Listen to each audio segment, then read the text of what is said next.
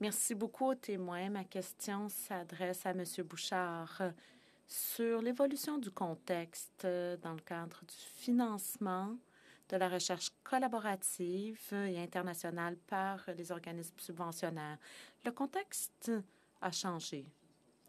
Par exemple, les demandes de subventions passent de plus en plus par un système d'évaluation des antécédents de sécurité.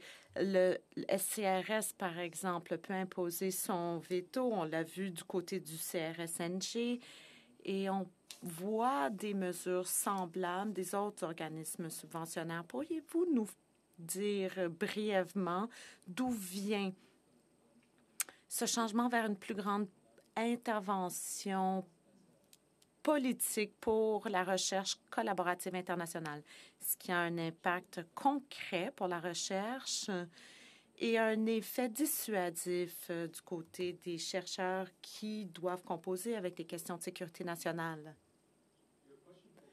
Votre question concerne la sécurité nationale, mais je la poserai autrement. Les pays du monde qui, depuis une dizaine d'années au moins, ont accru le rôle de leurs intérêts nationaux, ce qui peut inclure la sécurité, mais les questions économiques, le bien-être. Les pays du monde ont accordé une plus grande importance. Et c'est une tendance. Je ne dis pas que je suis d'accord ou non, mais les intérêts nationaux jouent un rôle plus important dans leur acception et de la manière dont ils voient l'investissement, la recherche et l'innovation. Dans certains domaines, cela peut inclure la sécurité nationale, qui est plus proéminente, mais dans d'autres domaines, elle est moins. De façon générale,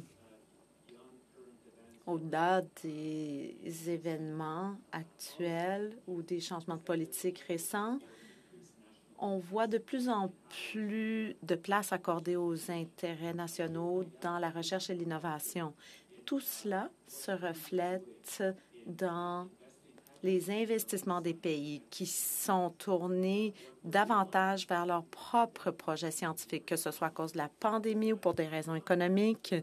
Mais on ne peut pas externaliser le besoin d'expertise. On ne peut pas dire, eh bien, on va laisser les universités américaines à trouver de belles inventions et on va les acheter plus tard. Premièrement, ça peut coûter très cher si on n'y a pas participé, mais ensuite, il faut sa propre expertise nationale pour pouvoir avoir de bons conseils. Lorsqu'on parle de préparation en vue d'une pandémie ou de mesures d'adaptation au changement climatique, la tendance générale que je connais mieux, c'est une tendance parmi les pays à considérer leurs entreprises de recherche nationales comme des atouts. Ce que je constate, c'est que le SCRS qui a cet intérêt de sécurité nationale.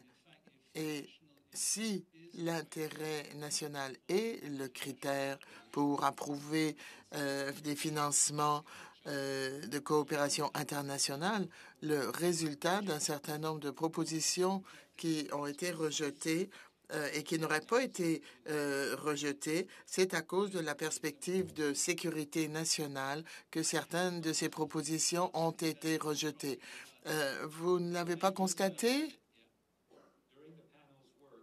Durant notre panel, nous n'avons pas eu... Enfin, j'essaie de penser aux différentes parties prenantes qui se sont présentées pour parler des opportunités et des défis qui se posent.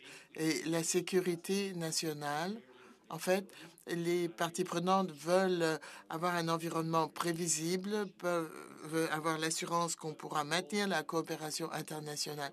Mais le rôle que l'agent de sécurité joue ou ne joue pas n'a pas été discuté longuement par les participants au panel.